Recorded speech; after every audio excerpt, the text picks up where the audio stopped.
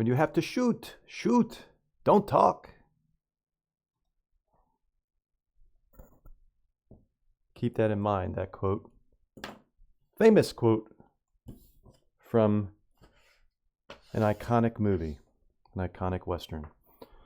I'll explain in a second. Here we have Ian Welsh's, one of his latest posts on the second Iran war. Iran war is on. I guess the first one was, when was the first one? In 2025, late 2025, October, right? So who knows how many more there will be before it's all said and done. Anyway, other posts to follow will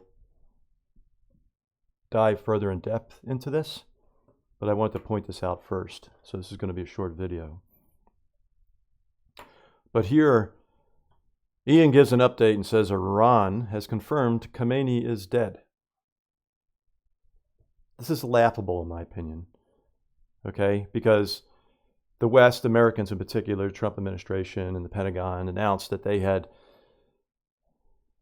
murdered Khamenei. And it is murder.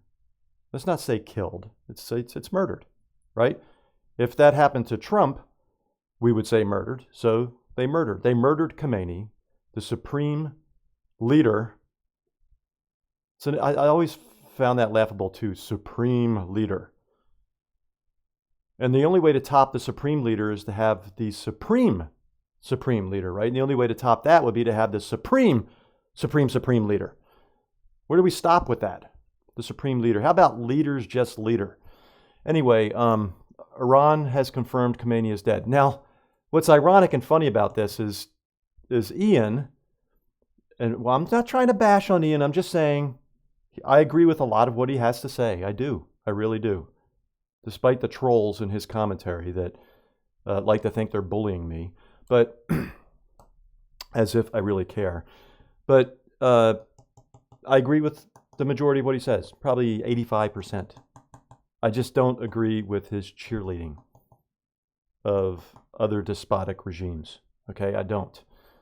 I loathe the American government and the American elites as much as he does. Probably more, actually. But that doesn't mean that I'm going to embrace other countries' elites and other countries' leaders. I think they're all part of the same club, as a matter of fact. So I'm an equal opportunity loather in that regard. Ian is not. And that's where we diverge, and we will always diverge. So here he believed the propaganda from Iran where they were denying at first that Khamenei was murdered.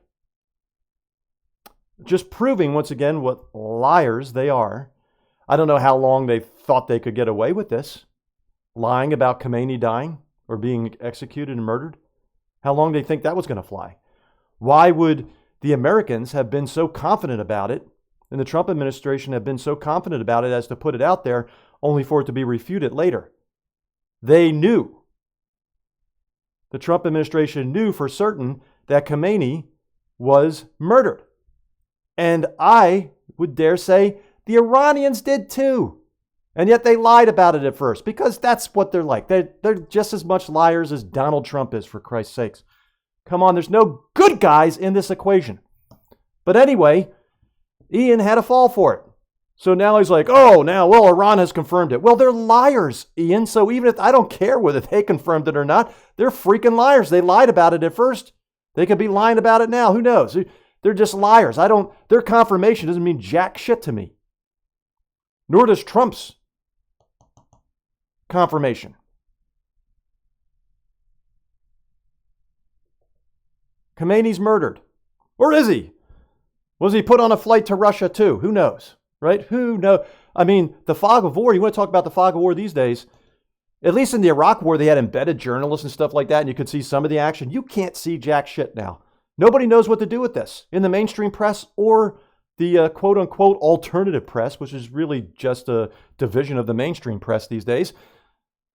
All of it, in fact, no exceptions. You really got to dig in deep to find any semblance of a direction towards any truth that may be out there, if there is such a thing as truth.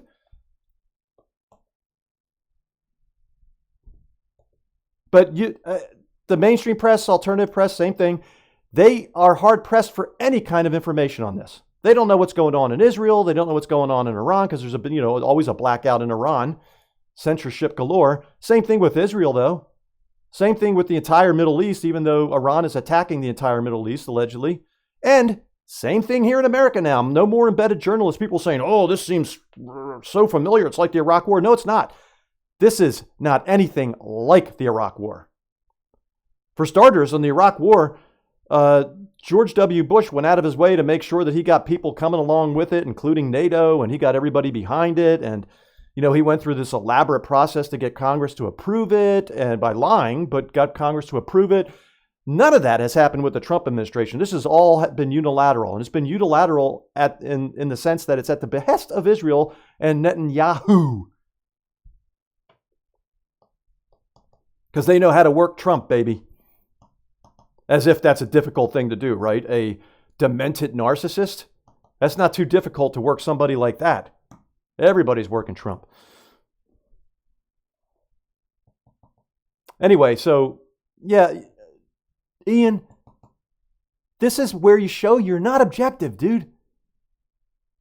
Common sense and logic both apply here. Would have told you that Khamenei was indeed murdered as the Trump administration said. Not because I will take them at their word for it, just because of the context.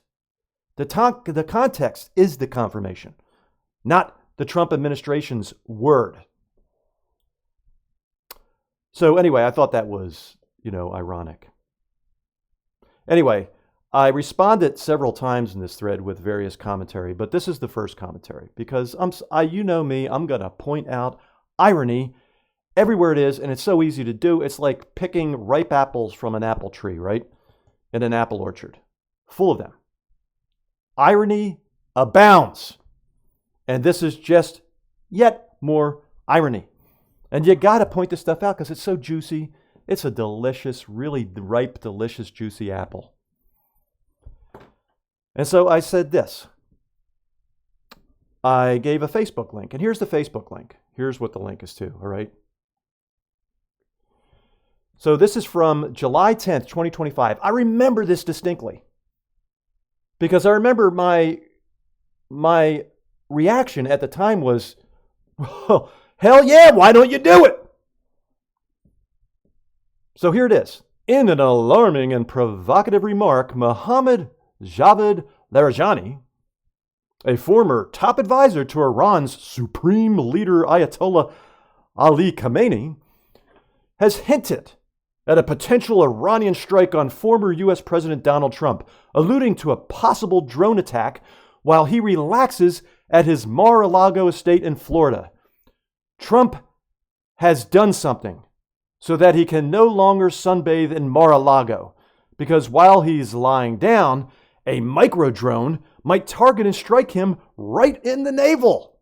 Woo-hoo-hoo! That's some tough talking words right there, mister. I'll tell you what. Woo! For starters, let me tell you how stupid this comment is. Trump doesn't sunbathe, numbnuts, you dummy. He does not sunbathe. He does golf. So maybe it would been better for you to say when he's on the golf course, but he doesn't sunbathe. That orange all over his face, it's cosmetics, you stupid dildo. You douche.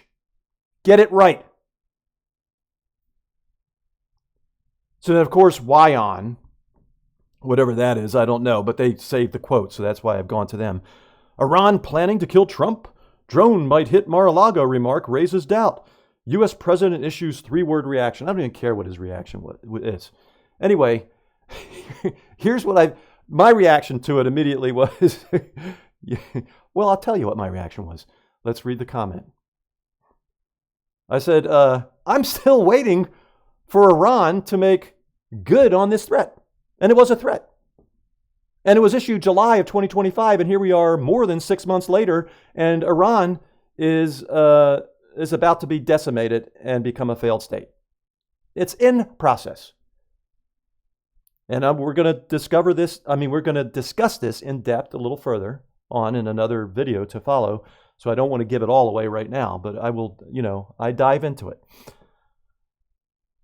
And then I said, Trump continues to refuse to wear his drone-proof vest, much to the Secret Service's chagrin. I love that the acronym for Secret Service is SS too, don't you?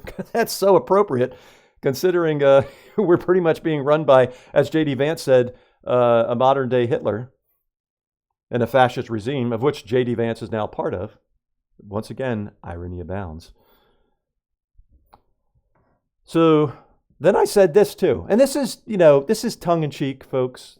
So the FBI knows this when they look at my videos. They know it's tongue-in-cheek. They know it's incredibly prudent and poignant sarcasm and satire, because you have to do this. Jonathan Swift is alive and well. So I said, speaking of regime change, America needs some regime change too, right? Please, if there is anyone out there, we need regime change. Americans clearly can't do it, me included. So others need to step up, considering regime change as perfectly acceptable, right? The reason I'm saying this is because they just throw this regime change out there like it's nothing. Even the mainstream press and the alternative press, they talk about, Donald Trump says they're doing this for regime change, when they should be aghast that anybody would engage in any such thing as regime change from outside of the country. And that what they do when they just continue to say it and not be aghast about it is it becomes as though it's normal. It's okay to do regime change. It's normal. That is the slippery slope of that. It's not normal, even though it is. It's not acceptable. And so you platform it. And you inure people to it.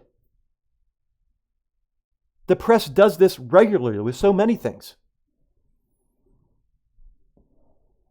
And so regime change is perfectly acceptable now, depending on who you are.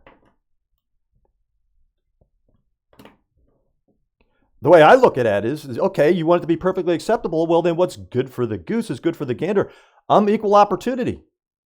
I'm about egalitarianism. If the United States of America and its leaders want to engage in regime change and remove so-called alleged despotic leaders, as a matter of fact, I won't even argue with them that a lot of times these are despotic leaders, but so too are the leaders of America. They are equally despotic. No doubt about it. So if that's the rationale, and you're equal opportunity egalitarian, what's good for the goose is good for the gander. Whoever would be bold and brazen enough and have the temerity to engage in regime change on America, have at it. That's the game they said is legitimate now. Has been for America for quite some time.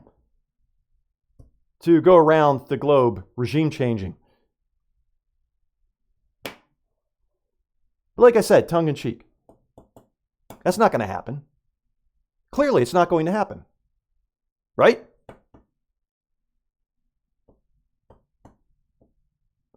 I'm not going to eschew the notion. We do need regime change. However, regime change is this not a decapitation strike, at least in America, especially in America. It's not just a decapitation strike on Donald Trump. Although, like I said, I wouldn't even eschew that either. I'd celebrate. It's still okay to celebrate. You can't control what's in my mind. He is destroying the country entirely. He is murdering and maiming Americans as we speak. And for all time, as a matter of fact, because his effect and the effect of this fascist push in America is going to reduce life expectancies substantially in America. That is a fact. It's going to go from, what is it right now, 76 75, 76 right now, which is lower than other Western countries. It's going to go from that and decline probably, I'm going to say within 10 to 15 years, it will be, maybe sooner, it will be late 50s. It'll be like Russia was after the fall of the Soviet Union. It'll be late 50s, maybe 60, 65 max. And that's I call that murder. And that's going to affect tens of millions of people. Couple that with the crackdown on immigrants, and you're going to get and younger folks not wanting to have children. America's population is going to decline from, what is it, 380 million right now? Something like that, 350 million. It's in the 300 millions. I don't know what it is exactly. But I would imagine within 20 years, it could decline to half that. Easily. Whew. Yeah, baby, make America great again. Well, I guess if you go back that far, making America great again, back when it allegedly was great, it's about what the population was, half that. So there you go. It's in keeping with that.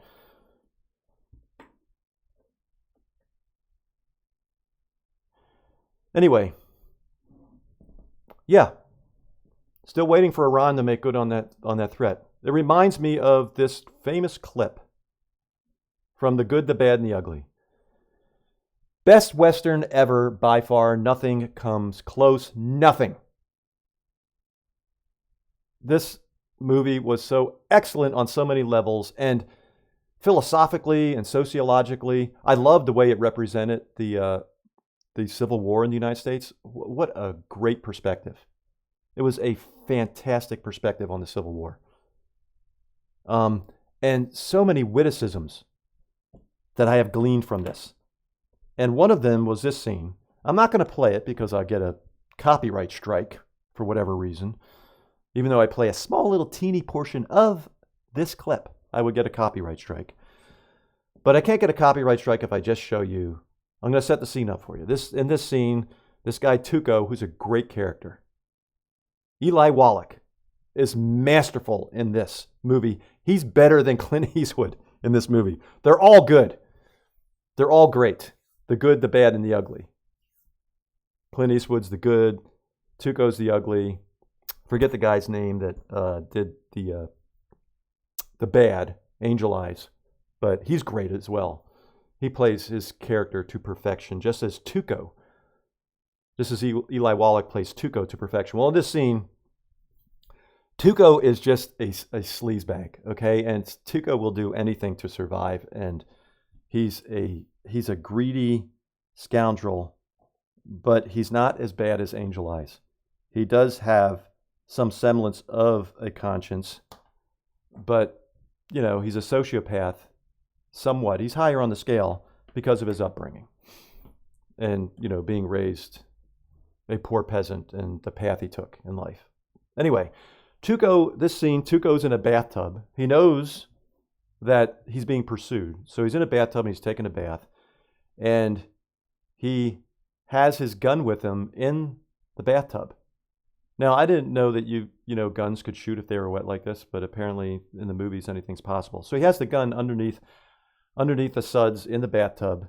And the bathtub is full of suds. And this guy sneaks in on him, and in the scene, the guy's talking. And he's talking trash as he's making his way up the stairs to find Tuco. He's talking trash the whole time. He thinks that he has Tuco cornered because Tuco's in a bathtub. And so he's just talking trash to Tuco. And Tuco raises the gun from the bubbles and blows the guy away. And then when he's done blowing the guy away, he says, like I said in the beginning of the video, when you have to shoot, shoot, don't talk. In his, faux Mexican accent, Eli Wallach's faux Mexican accent, which he does a great job with too. But it's an awesome line. It's a great witticism. And it's the truth. When you have to shoot, shoot, don't talk. And that applies to the Iranians. And that applies to Laranjani. When you got to shoot, shoot. Don't talk. That's why I'm talking, because I don't have to shoot or I'm not going to shoot. But you Sir, had to shoot, and you didn't shoot, and instead you just talked. And here you are. So, lesson you would think would be learned? Perhaps? Nah, it won't be learned. We'll talk about that later. When you have to shoot, or like Tuco, when you have to shoot, shoot. Don't talk. That's it, folks. Peeps. Fellow offenders of fascism, take care. Bye.